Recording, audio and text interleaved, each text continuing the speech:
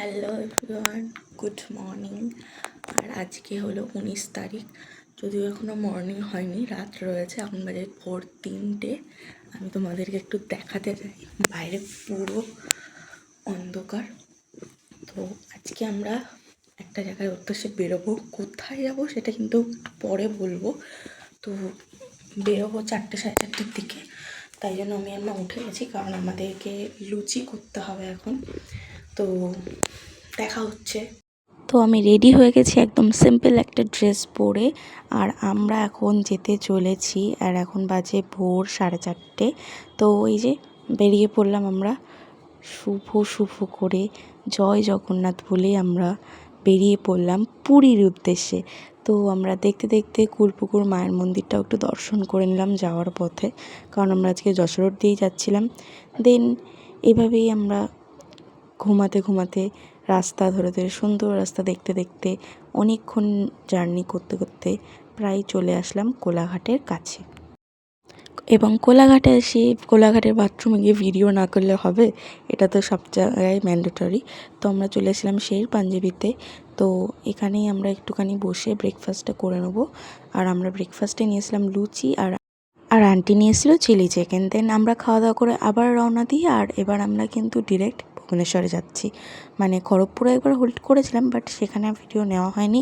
আর আমরা এবার ভুবনেশ্বরে গিয়ে আবার দাঁড়াবো। দেন ওখানে আমরা লাঞ্চ করবো। আর লাঞ্চ বলতে এদিকে উপমা, তারপরে ধোসা, ইডলি বড়া, ইডলি, এইসবই যেগুলো দেখো আমরা খেয়েছি দুপুরের লাঞ্চে। তো এটাই আমরা সবাই খেয়েছি। দেন আমরা আবার চলতে শুরু করলাম। তো ফাইনালি এবার আমরা চলে এসেছি পুরী, দীর্ঘ 12 ঘন্টা জার্নির পর। এই যে ভিউটা আমরা দেখতে পেয়েছি, এটা মানে বলে বোঝাতে পারবো না। আমরা রীতিমতন সবাই চিৎকার করে উঠেছিলাম তখন। আর ওই যে জগন্নাথ দেবের মন্দিরের দর্শন আমরা পেয়ে গেছি। আর এটা হলো পুরী ঢোকার গেটটা।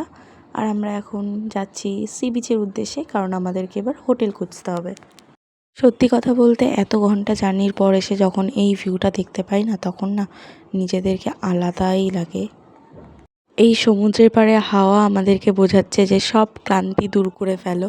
আর সত্যিই আমরা সেটাই করছিলাম। আর এত সুন্দর ঢেউ।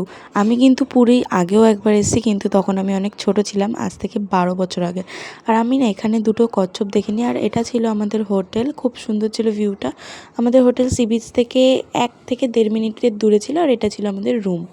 তো আজকে এভাবেই আমরা সারাটা দিন কাটলাম এবং রেডি হয়ে গেলাম সি বিচে যাওয়ার উদ্দেশ্যে, কারণ আর রেস্ট নেওয়া যাবে না, বস পুরী চলে এসেছি।